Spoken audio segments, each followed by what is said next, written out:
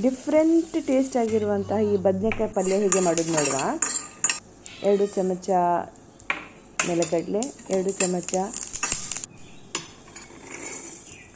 ಬಿಳಿ ಎಳ್ಳನ್ನು ಹುರಿದಿಟ್ಟು ಪುಡಿ ಮಾಡಿಟ್ಕೊಳ್ಳಿ. ಎಣ್ಣೆ, ಸಾಸಿವೆ, ಜೀರಿಗೆ, ಕರಿಬೇವು ಪಟಪಟ ಸಿಡಿದ ನಂತರ ಅದಕ್ಕೆ ಈರುಳ್ಳಿ ಹಾಕಿ ಸ್ವಲ್ಪ ಹುರಿದು ಬದನೆಕಾಯಿ ಹೋಳನ್ನು ಹಾಕಿ ಉಪ್ಪು ಹಾಕಿ ಸ್ವಲ್ಪ ನೀರು ಹಾಕಿ ಬೇಯಿಸಬೇಕು. ಇದಕ್ಕೆ ಬೆಳ್ಳುಳ್ಳಿ ಹಸಿಮೆಣಸು ಪೇಸ್ಟ್ ಮಾಡಿ ಬೆಂದ ನಂತರ ಮಿಕ್ಸ್ ಮಾಡಿ ಸ್ವಲ್ಪ ಹಾಗೆ ಬಿಟ್ಟು ನಂತರ ಬೆಂದ ನಂತರ ಪುಡಿಯನ್ನು ಮಿಕ್ಸ್ ಮಾಡಿ ತೆಂಗಿನ ತುರಿ ಹಾಕಿದರೆ ರುಚಿಯಾದಂತಹ ಬದನೆಕಾಯಿ ಪಲ್ಯ ರೆಡಿ. ಈಗ ರುಚಿಯಾದಂತಹ ಆಲೂ ಫ್ರೈ ಹೇಗೆ ಮಾಡೋದು ನೋಡುವ.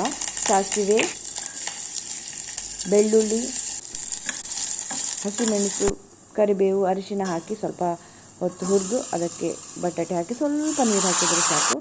ಎಣ್ಣೆ ಜಾಸ್ತಿ ಹಾಕಿದರೆ ಹಾಗೆ ಡೈರೆಕ್ಟ್ಲಿ ಫ್ರೈ ಮಾಡ್ಬೋದು, ಆದರೆ ನಾನು ಅಷ್ಟು ಹುರಿಯೋದಿಲ್ಲ. ಫ್ರೈ ಅಂದರೆ ಅಷ್ಟು ಎಣ್ಣೆ ಹಾಕೋದಿಲ್ಲ ನಾನು, ಅದಕ್ಕೆ ಸ್ವಲ್ಪ ನೀರು ಹಾಕಿದೆ. ನೀವು ಬೇಕಾದರೆ ಡೈರೆಕ್ಟಾಗಿ ಎಣ್ಣೆ ಹಾಕಿದೆ ಫ್ರೈ ಹಾಕ್ಬೋದು. ಇದಕ್ಕೆ ಕೊತ್ತಂಬರಿ ಸೊಪ್ಪು ಹಾಕಿ ಸವೇರಿ ತುಂಬ